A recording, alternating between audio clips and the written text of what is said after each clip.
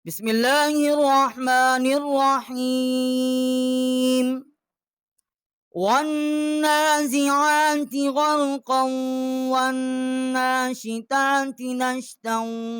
والسابحات سبحا فالسابقات سبقا فالمدبرات أمرا يوم ترجف الراجفة تتبعها الرادفة قلوب يومئذ واجفة أبصارها خاشعة يقولون أئنا لمردودون في الحافرة أئذا كنا عظاما نخرا قالوا تلك إذا كرة خاسرة فإنما هي زجرة واحدة فإذا هم بالساهرة هل أتاك حديث موسى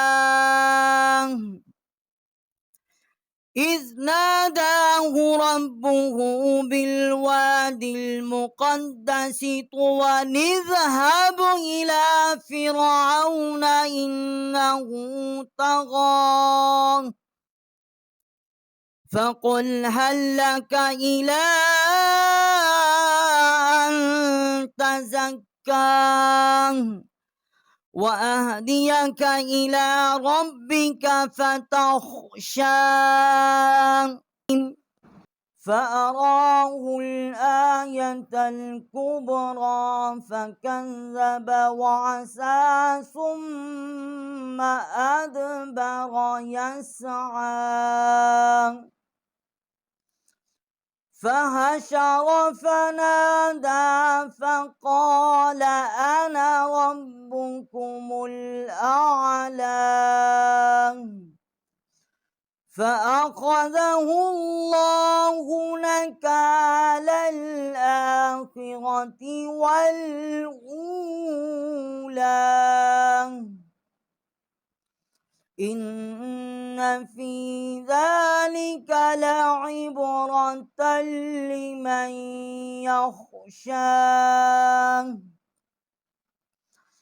أأنتم أشد خلقا أم السماء بناها رفع سمكها فسواها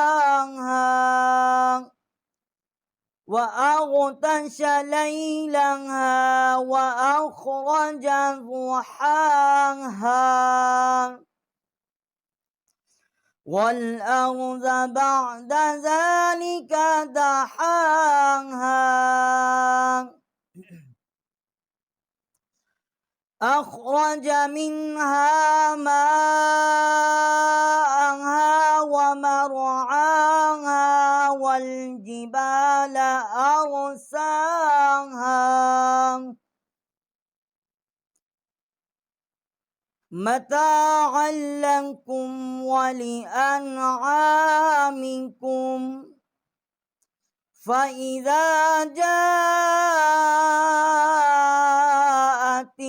الطامة الكبرى يوم يتذكر الإنسان ما سعى وبرزت الجحيم لمن يرى فأما من طغى وآثر الحياة الدنيا فإن الجحيم هي المأوى وأما من خاف مقام ربه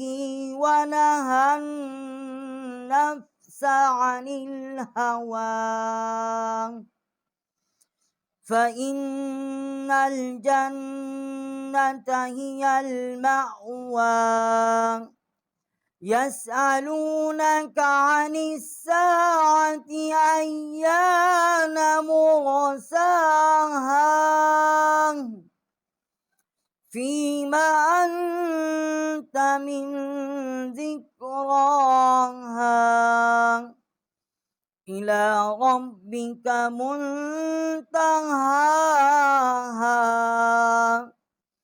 إنما